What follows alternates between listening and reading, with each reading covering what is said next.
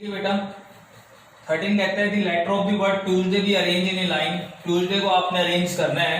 Each arrangement ending with the letter S. Tuesday से कितने आप वर्ड बना सकते हो कि अगर प्रत्येक जो वर्ड है आपका वो एस से एंड हो, how many different arrangement are possible, कितनी डिफरेंट अरेंजमेंट है वो पॉसिबल है। तो ट्यूसडे में देखो बेटा 1 2 3 4 5 6 और 7 वर्ड आ रहे हैं आपके पास। 1 2 3 4 5 6 और 7 आपने 7 वर्ड अरेंज करने हैं। कंडीशन ये है कि ईच जो वर्ड है वो ईच अरेंजमेंट है वो एंडिंग एस से होनी चाहिए, यानी एंड जो है लास्ट वाला ये यहां पर एस आना चाहिए। इसका मतलब एस का जो पॉसिबल नंबर ऑफ अरेंजमेंट है वो 1 हो गए बेटा, क्योंकि हर केस में एस पे खत्म होना चाहिए। तो एस तो यहां लिखने का एक ही वर्ड है, एस तो लिखने का एक ही ऑप्शन है कि 7वें नंबर के ऊपर आपने एस लिखना है। अब इस टी को लिखने के नंबर ऑफ ऑप्शन कितने बचते हैं बेटा? 3 3 6। तो टी के 6 हो गए। फंडामेंटल काउंटिंग ऑफ प्रिंसिपल से ही कर देते हैं हम। टी के 6 बनते हैं बेटा, ठीक है, टी के 6। अब यू के कितने बचते हैं? 3 और 2 5, यू के 5 बच गए बेटा, ठीक है। अब ई के कितने बचते हैं? 1 2 3 4, ई के 4 बच गए। एस आपने लास्ट में लिख दिया है। अब डी के कितने बचते हैं? 3 बचते हैं ऑप्शन, डी के 3 ऑप्शन है। अब ए के कितने ऑप्शन बचते हैं बेटा? 2 ऑप्शन बचते हैं। और वाई का कितना बचेगा? 1 बचेगा। तो टोटल नंबर ऑफ जो ऑप्शन आ गए बेटा वो 720 आ गए, 720 आ गए बेटा, ठीक है। इसमें सेकंड पार्ट कहता है how many of them starting with D. अब फिर से ट्यूसडे को ही लिखना है आपने, ट्यूसडे को ही आपने लिखना है। तो इसमें आपके पास 7 वर्ड आ रहे हैं, 1 2 3 4 5 6 और 7। तो एस पे एंड होना चाहिए, यानी यहां आपका एस आना चाहिए और बिगिनिंग विद डी, डी से बिगिनिंग होना चाहिए। तो इसका मतलब एस का भी एक ही ऑप्शन हो गया, लास्ट पे एस आना चाहिए, और डी का भी बेटा एक ही ऑप्शन होगा क्योंकि बिगिनिंग के अंदर डी आना चाहिए। तो डी का भी एक ऑप्शन है, स्टार्टिंग में डी आना चाहिए, इसका मतलब एक ऑप्शन डी का हो गया। और एस पे एंड होना चाहिए तो एस का भी एक ऑप्शन हो गया। डी का भी एक ऑप्शन, एस का भी एक ऑप्शन। अब टी के नंबर ऑफ ऑप्शन देखो, टी कहां आ सकता है बेटा? टी के नंबर ऑफ ऑप्शन बचते हैं 5, तो टी के नंबर ऑफ ऑप्शन आ गए 5, ठीक है। 1 2 3 4 5, तो यहां सपोज करो आपका टी आ गया। अब यू के नंबर ऑफ ऑप्शन कितने बचते हैं? यू के 4 बचेंगे बेटा। सपोज करो यहां आपका यू आ गया, यहां आपका यू आ गया। अब ई के कितने हैं? ई के 3 है, तो ई के 3 ऑप्शन है। सपोज करो यहां आपका ई आ गया। एस और डी आपने लिख दिया, इन दोनों के एक एक ऑप्शन है। ए के कितने ऑप्शन बचते हैं बेटा? 2 ऑप्शन बचते हैं, तो ए के 2 ऑप्शन बच गए। और वाई का कितना बचेगा? 1 बचेगा।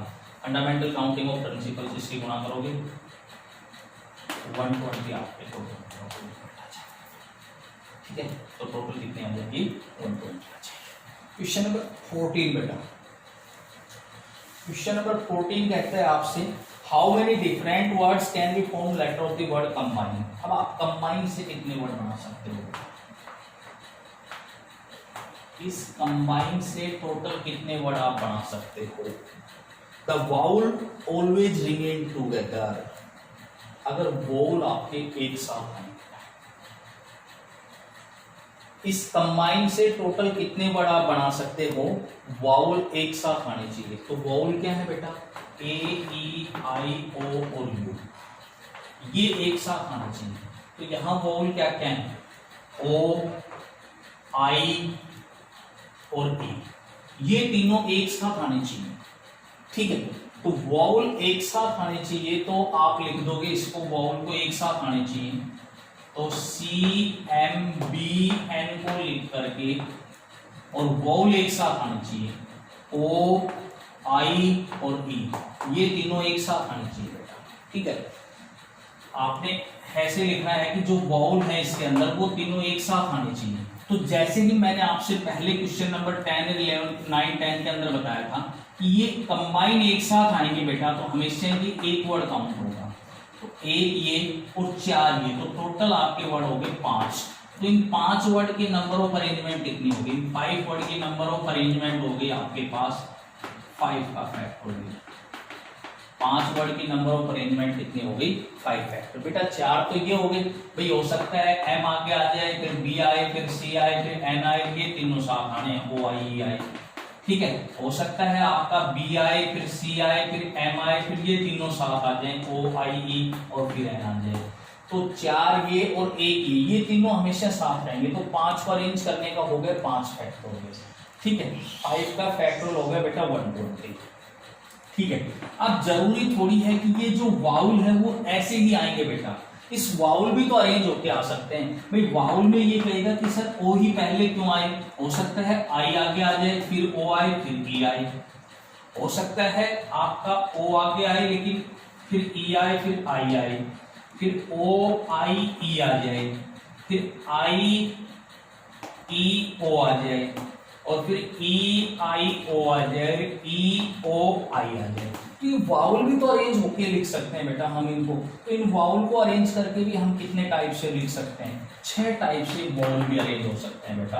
तो इसको 6 से मल्टीप्लाई करेंगे तो 720 आपके टोटल नंबर ऑफ अरेंजमेंट आ जाएंगे। जब क्या कह रहा है ये आपका कि वाउल जब आपके एक साथ आते हैं तो, ठीक है। सेकेंड पार्ट आपका क्या कहता है, सेकेंड में कहता है कि no two vowel are together, no two vowel are together, कोई भी 2 वाउल एक साथ नहीं आने चाहिए बेटा, कोई भी 2 वाउल एक साथ नहीं आने चाहिए।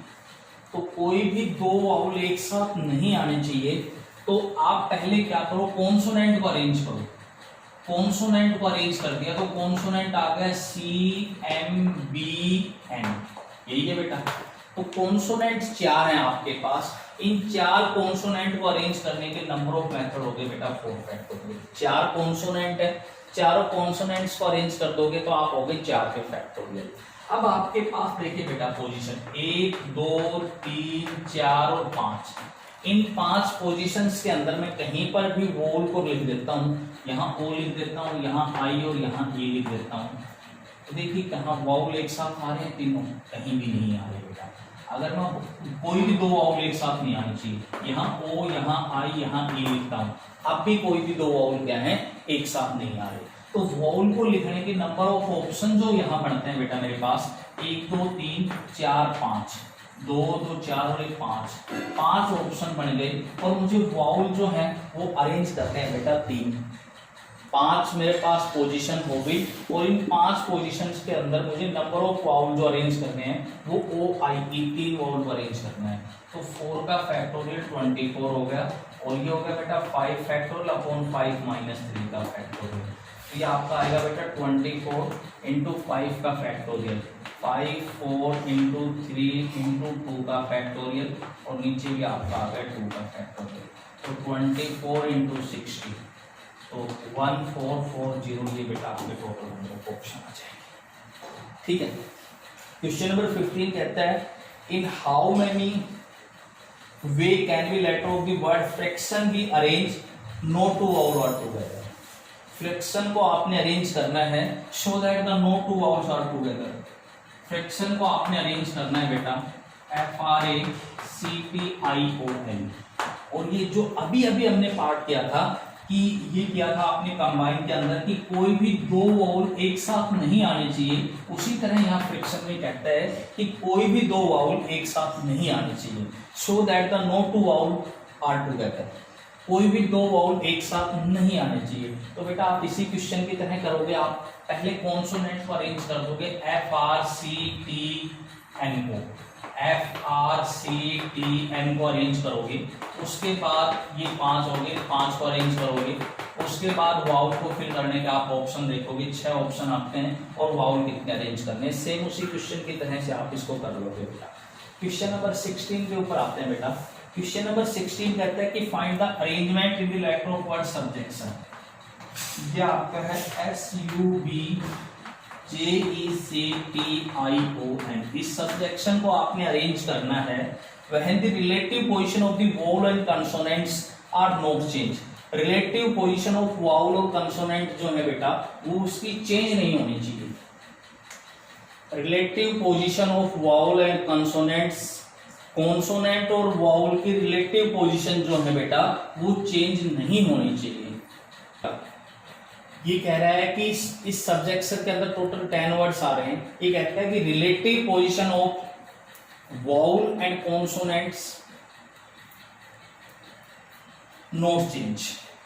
कॉन्सोनेंट और वाउल की रिलेटिव पोजीशन चेंज नहीं होनी चाहिए। तो देखो बेटा वाउल आपका एक 2nd नंबर के ऊपर आ रहा है, एक आपका वाउल 5th नंबर के ऊपर आ रहा है, एक आपका इस 8th पे आ रहा है और एक आपका वाउल ये आ रहा है। तो 4 वाउल हैं, तो ये चारों वाउल इन्हीं पोजीशन पे आने चाहिए बेटा।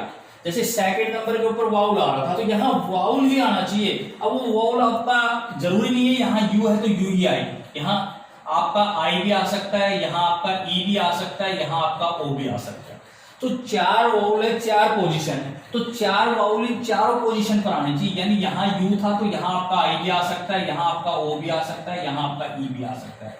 तो वाउल की पोजीशन पर वाउल आने चाहिए। तो जैसे अब यू है बेटा, तो यू को अरेंज करने के 4 मेथड हो गए। अब यू यहाँ जाए, यहाँ जाए, यहाँ जाए, यहाँ जाए, तो यू के पास 4 ऑप्शन है।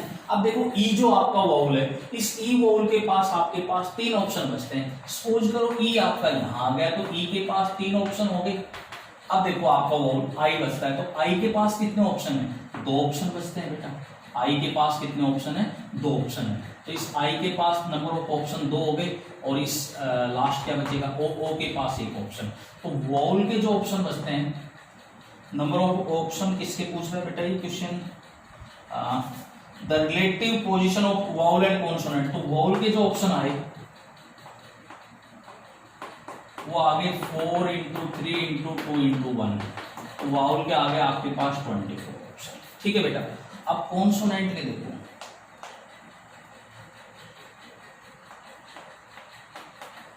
इसके नंबर ऑफ अरेंजमेंट या नंबर ऑफ ऑप्शन कितने हैं? अब कॉन्सोनेंट भी ये कहता है बेटा रिलेटिव पोजीशन इनकी चेंज नहीं होनी चाहिए।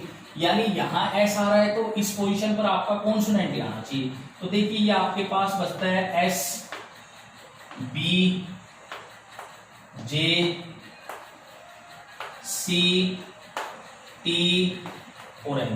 तो ये 6 है बेटा और 6 ही पोजीशन बच रही है आपके पास। भाई टोटल 10 थे, 10 में से 4 तो वाउल आ गए, 6 ही आपके पास कॉन्सोनेंट बच रहे हैं और 6 ही पोजीशन है। तो ये हो जाएंगे इसके कॉन्सोनेंट के 6 का फैक्टर हो गया 720। ठीक है। तो टोटल आपका आंसर आ जाएगा बेटा 720 इंटू 2 24 0 172, यानी 17,280 आपके ऑप्शन आएंगे जब वाउल अपने वाउल पोजीशन के ऊपर रहें और कॉन्सोनेंट अपने कॉन्सोनेंट पोजीशन।